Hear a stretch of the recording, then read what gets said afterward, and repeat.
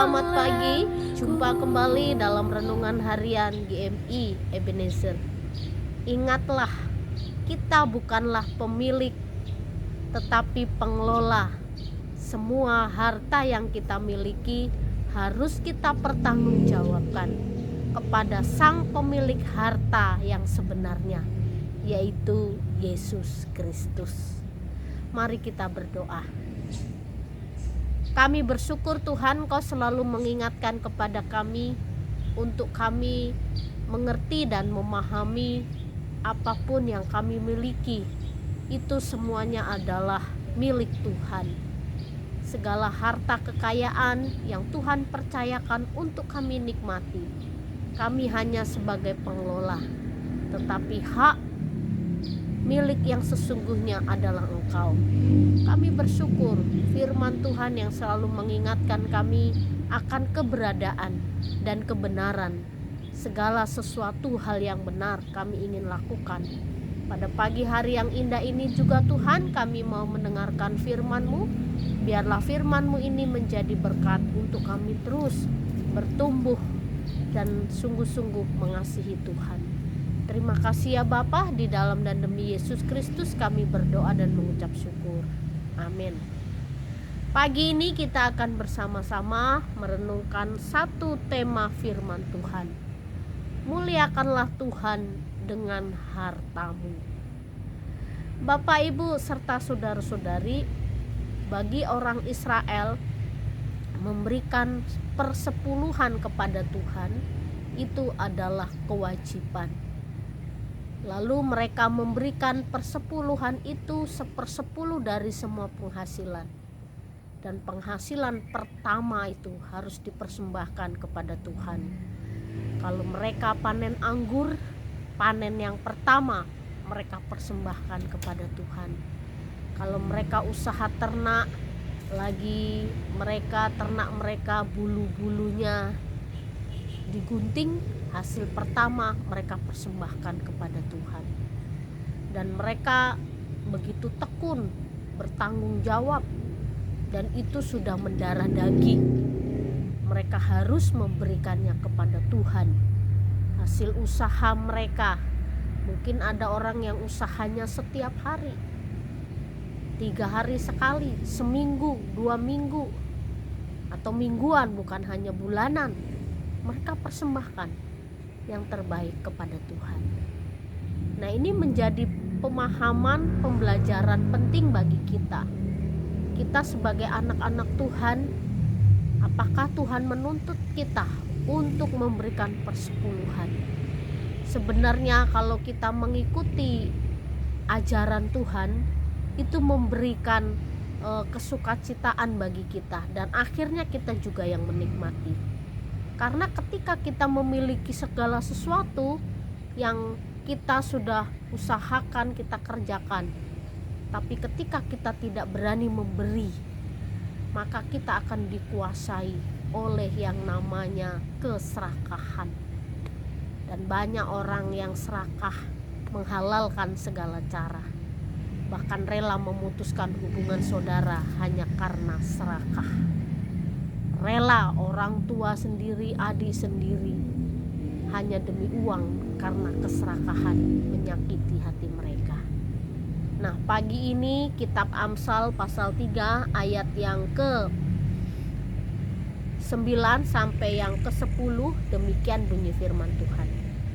Muliakanlah Tuhan dengan hartamu dan dengan hasil pertama dari segala penghasilanmu.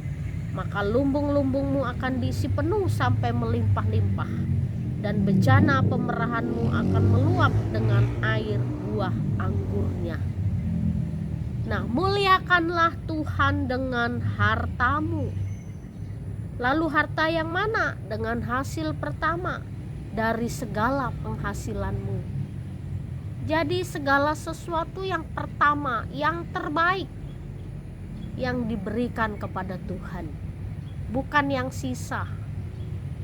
Kadang-kadang banyak orang atau jemaat kita bertanya, persepuluhan itu kita terima, dipotong kredit ini, kredit rumah, kredit kendaraan, lalu uang makan sebulan, biaya sekolah anak ini, lalu sisanya segini. Nah, sisanya ini baru diberi kepada Tuhan. Nah, ini yang salah. Berapa penghasilan kita, tidak usah dipikir dulu pengeluaran. Pemasukan kita berapa. Dari pemasukan itulah 1/10 kita kembalikan kepada Tuhan. Karena itu memang milik Tuhan. Nah, inilah cara pengelolaan keuangan.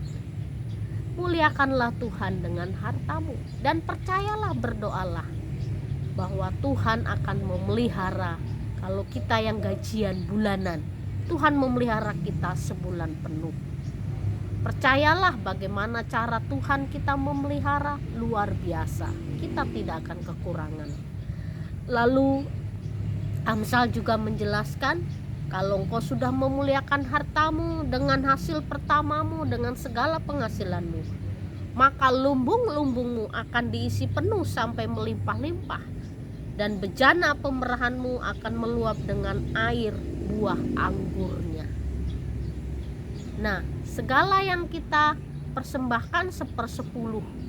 Ada orang yang bukan hanya 1/10, tapi ada yang 1/60 dari penghasilannya dia persembahkan kepada Tuhan. 40% dia nikmati. Nah, ini iman orang berbeda-beda. Jadi patokan kita memberi kepada Tuhan itu bukan hanya 1/10, boleh 1/20, 1/30, sesuai dengan iman percaya kita. Karena kalau kita memberi dengan tidak tulus, dengan tidak sukacita, tidak mendatangkan berkat. John Wesley, dia hanya memakai berapa puluh persen untuk hidupnya, lalu selebihnya dia persembahkan seluruh gajinya untuk misi. Bapak, Ibu, serta saudara-saudari, ini sesuatu hal yang memberikan pelajaran dan pengajaran kepada kita, bahwa ketika kita memberi persepuluhan kita kepada Tuhan, lihatlah Tuhan memelihara. Lumbung-lumbungmu tidak akan habis. Tuhan akan memelihara anak-anakmu, biaya sekolah, dan semua kebutuhanmu. Karena kita kembalikan apa yang menjadi hak Tuhan. Muliakanlah Tuhan dengan hartamu, persembahkan yang terbaik. Kalau dalam perjanjian lama orang mempersembahkan sesuatu yang cacat, itu tidak ada artinya. Tuhan tidak menghargai orang yang demikian. Kalau kita memberikan persepuluhan itu sisa dari semua biaya kita, itu persembahan yang tidak berkenan. Berilah dengan jujur. Kalau Tuhan percayakan kita banyak, ya kita kasih yang banyak. Kalau Tuhan masih percayakan sedikit, ya kita persembahkan sesuai dengan apa yang kita dapatkan. Jadi pada pagi hari ini firman Tuhan mengingatkan kepada kita, muliakanlah Tuhan dengan hartamu, penghasilanmu yang terbaik. Mari persembahkan yang terbaik dan belajar terus memberi yang terbaik, maka sesuatu yang baik yang akan kita nikmati dalam hidup kita. Kita berdoa. Tuhan, Engkau mengajarkan kepada kami bahwa persembahan yang terbaik kepada Tuhan. Kiranya Engkau terus mengasah kami untuk kami terus memberi yang terbaik kepada Tuhan. Kami tidak mau memberi dari sisa kami, tapi apa yang menjadi hal yang penghasilan kami yang terbaik, yang pertama yang kami persembahkan kepadamu. Ajar kami senantiasa supaya segala yang kami beri kepadamu berkenan kepadamu ya Tuhan. Terima kasih ya Bapa, di dalam dan demi Yesus Kristus kami berdoa dan mengucap syukur. Amin. Selamat pagi, Tuhan Yesus memberkati.